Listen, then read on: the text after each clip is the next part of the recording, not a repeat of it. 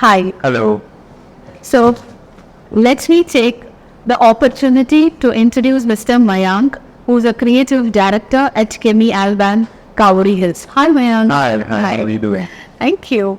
So, tell me, Mayank, how many years have you been in this industry? Well, I've been in the industry for almost 10 years now. Okay, that's a decade now. And so, can you tell me a little about how you became a hairstylist? Can you take where you started and what was the journey? Okay, so basically, I was doing my engineering when I decided I would Listen, he's an engineer by profession. Nice. So what happened was probably during my summer holidays, I used to visit Bombay a lot. Okay. And my uncle's a hairdresser basically in Bombay. Okay. So the only option which I used to have was I used to visit their salon very often. So to spend time, majorly my summer holidays was spent with them. Okay. So slowly when I actually got more busy with them, I realized that this industry has a lot more freedom and to explore, probably to be a lot more, I used to love the way they used to be.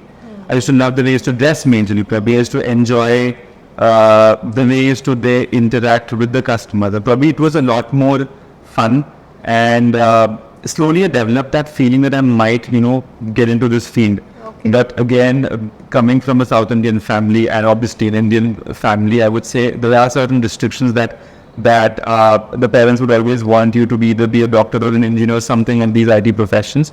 And so I did go into that field as well, but somehow I was not satisfied with what I was doing.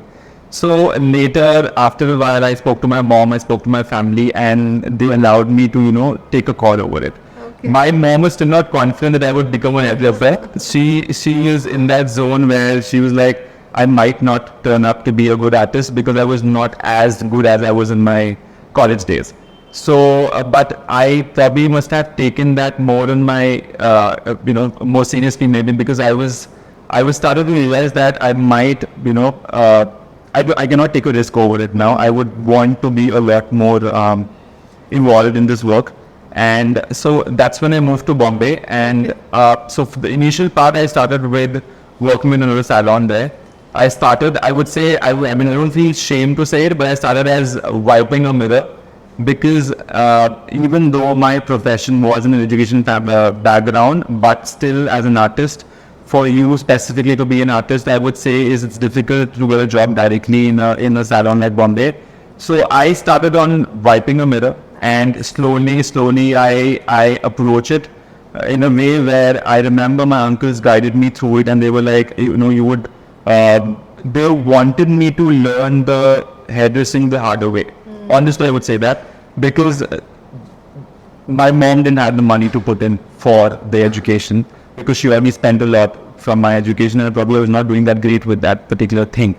And I remember the education for hair was almost around 2 lakh rupees back then. But why do you think your mother, everybody wants to spend on their kids, no? Why? How come? So basically, I never that You have a sister? Yes, I have a sister. She was also spending, she's a doctor though, so she was studying doctor. A family of engineers, a doctor, and now creative director. Yes, so I would say is, so one of the reasons my mom wasn't able to spend that money was because she was also providing the education for my sister. I understand. And medical, I'm sure it's too expensive. So yes, that was one of the reasons. And also, I didn't leave any hope for her that I would be successful or probably I would be something in my life, because the back period of me was pretty much, I would say, disaster. So, this is a very interesting journey. Can you even believe an engineer turned into a hairdresser? And I'm sure he is not repenting for the decisions. Neither does his family repent his decisions. He's earning well. He's in one of the world-class brands, and the type of clients that he attends to. Every celebrity in the city has to come here for the best of their experiences with hair. Isn't that Mayank? Definitely. Yes. And he doesn't, none of them, and we are happy to have him here also. So that's nice. So as if you want to become a hairstylist, it doesn't have to be as difficult as a pathway that Mayank went through, because you now have him who's so well trained, and so you don't have to go wiping the mirrors. You can directly become a hairstylist and a hairdresser with the right kind of mentors that you will always have.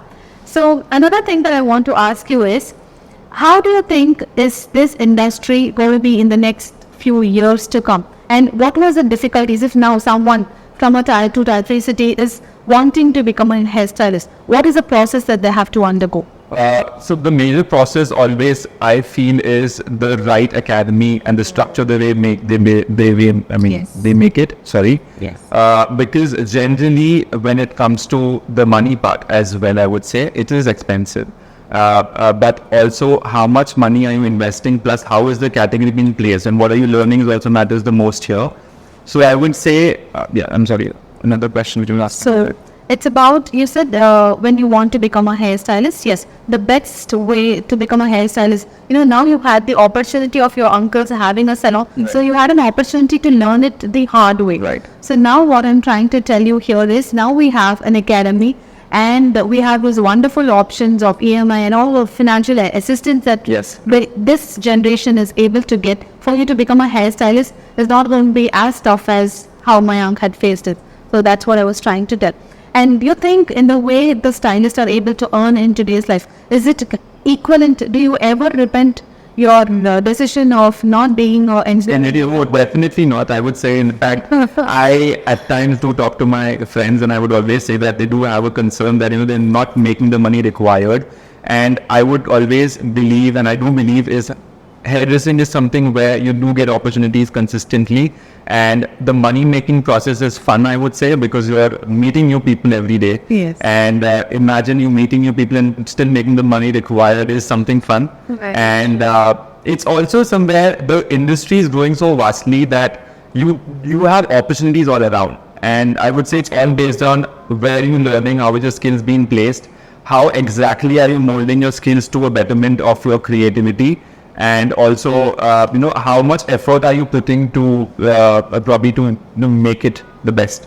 Yes. And it's all based on the efforts, I would say, because I would not say that the academy did the whole thing here. It's also the efforts which is required, and obviously the passion which probably my mom's doubt created in me, and probably that pushed me a lot more. I think, having that ultimate passion for what you do is the main thing. That's what, is one of the most important. Like as he clearly said, way back 30-40 years back, when we were supposed to select a profession, it was either engineering and doctor, not many choices. But I'm proud to say that today my daughter wants to become a hairstylist, and I'm more than willing to support her in this journey because she's really passionate about it. So I'm going to send my daughter abroad to become a hairstylist also, because not only the respect and not only the money and this passion involved, I'm sure she will succeed. So I think there is no more this, thing where, the barber, they will look down. Now barbers are celebrities, and hairstylists. Yeah. Yes, we all. It's travel in private jet. And they're doing a fantabulous job. Isn't that my? It's true. They are, I would say. Anything else? So how do you think being in a brand like Camille Albane has helped you? You have your own vision. Yes. So how do you think this is? You've been in so many other brands, you're working for so many people across your journey. So how do you think, what is the difference, and how do you think Camille Albane is helping you? So, I would say the first and most important thing is the freedom which you get while you're working. Because as an artist, as a creative artist, I would say I am not bounded with certain restrictions. I'm not bounded with any sort of that restrictions, I would say, majorly, which would come under a lot of other variants as well. I've got the freedom to do what I have to. I have the option of, opening up myself, being the way I have to want to be, and probably there's no pressure towards any of these things, and there is no, I would say there's no restrictions and all these. So basically it's a lot of, I find Camille Albane a lot more a space to work freedomly without any sort of a second thought that, I might be questioned if I do this. Because there is no questions asked here. If you are good and probably generating the right amount of work, I would say it's fun. So that's it for now. So anybody who's looking at becoming the future like Mayank, please do let us know. We are soon opening an academy and training and giving a professional training with all the financial assistance. There is no barrier of language, your educational background, no. All that we look for is a passion. If you have to you have the passion to become a hairstylist, a beautician, a cosmetologist, this is a right place to be in. Thank you so much. Thank you so much. Thank you so much. So this is what, pushes me every single morning when I wake up to hear stories, to hear experiences for someone. I never call people who work under me. They work with me. They work for us. So thank you, Mayank, for waiting. Thank you so much. Thank you so much.